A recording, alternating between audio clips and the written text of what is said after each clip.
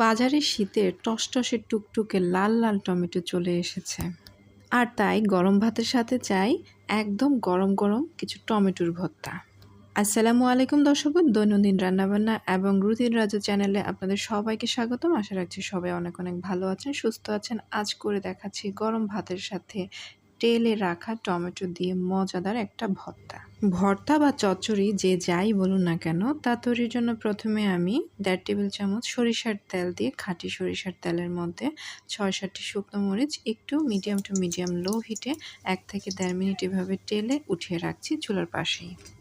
আর এখানে কিছু পেঁয়াজ, দুটো পেঁয়াজ কুচি কুচি করে কেটে নিয়েছি, আর এক মুঠো পেঁয়াজ কলি এভাবে বড় বড় করে কেটে নিয়েছি। আর পেঁয়াজের যে কলির যে পেঁয়াজটা ছিল সাদা সাদা, সেটাও এভাবে ছোটো ছোটো করে কেটে নিয়েছি। তেলে রাখা শুকনো মরিচের তেলটার মধ্যে আমি এখানে হাফ মুঠো পেঁয়াজ কুচি দিয়ে দিচ্ছি। এই পেঁয়াজটাকে মিডিয়াম টু মিডিয়াম লো হিটে আমি হাফ মিনিট একটু ভেজে নিচ্ছি। এই পেঁয়াজটা যেহেতু একটু শক্ত, এগুলো একটু ভাজা হয়ে আসলে পেঁয়াজগুলির যে নরম সাদা ছোট ছোট পেঁয়াজগুলো ছিল সেগুলোকে আমি এখানে দিয়ে আরও হাফ মিনিট একটু নেড়ে চেড়ে নিচ্ছি।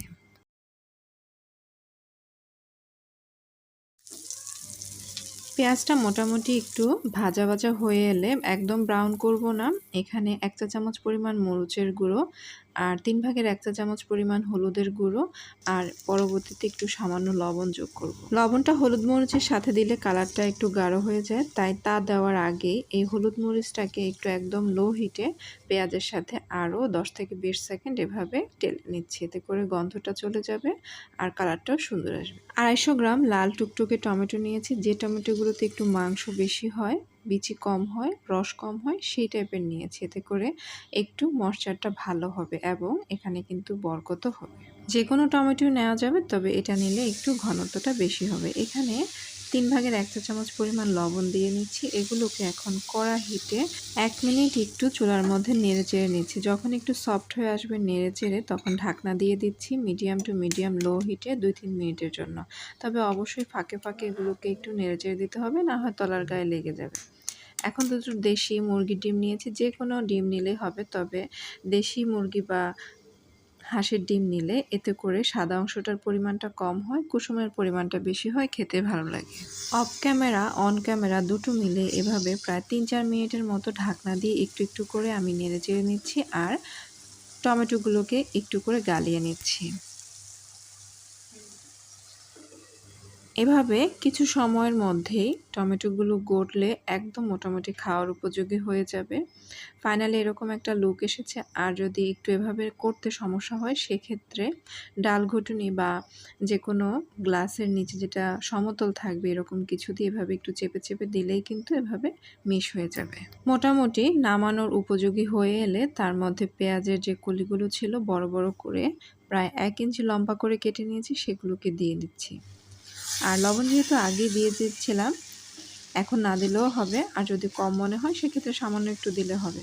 এখন এগুলোকে নেড়ে চেড়ে জাস্ট 30 থেকে 40 সেকেন্ডের জন্য চুলাটা একদম মিডিয়াম লো করে দিয়ে ঢাকনা দিয়ে দিচ্ছি। পেঁয়াজ কলিটা আলাদা করে রান্না করার দরকার নেই, একদম 30 থেকে 40 সেকেন্ডের মধ্যে খুব সহজেই সিদ্ধ হয়ে যায় আর খেতেও কিন্তু খুবই টেস্টি হয়। পেঁয়াজ কলিটা অপশনাল, যখন থাকবে তখন দিবেন, যখন না থাকে তখন দিবেন না, তবে দিলে অবশ্যই একটা নতুন স্বাদ আসবে।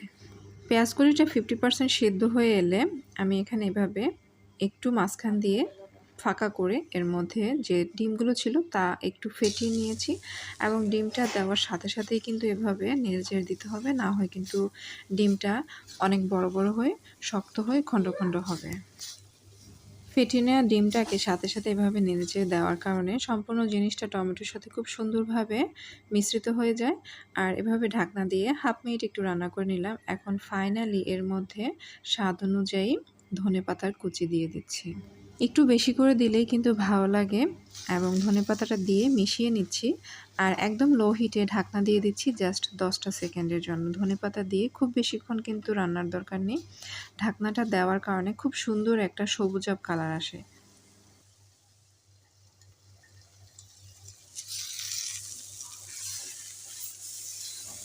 ব্যাস হয়ে গেল আমার টমেটোর চচ্চড়ি বনাম ভর্তা। যে যাই বলুন না কেন গরম ভাতের সাথে যে এটা কি যে মজা লাগে, একটু যদি না খান আপনারা কিন্তু বুঝতেই পারবেন না। এর সাথে লাস্ট মুহূর্তে যোগ করতে পারেন টেলে রাখা যে শুকনো মরিচগুলো ছিল তার চিলি ফ্লেক্স, অথবা গরম ভাতের সাথে লবণ দিয়ে একটু চটকিয়ে খেয়ে নিতে পারেন।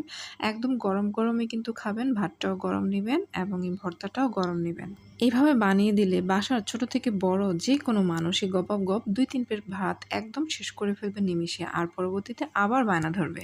তাহলে দর্শকগণ, আমার ভিডিওটি ভালো লেগে থাকলে চ্যানেলটি সাবস্ক্রাইব করবেন, ভিডিওটিতে লাইক কমেন্ট শেয়ার করবেন, আর পরবর্তী ভিডিও পাওয়ার জন্য নোটিফিকেশন বাটনে ক্লিক করে রাখবেন। ধন্যবাদ।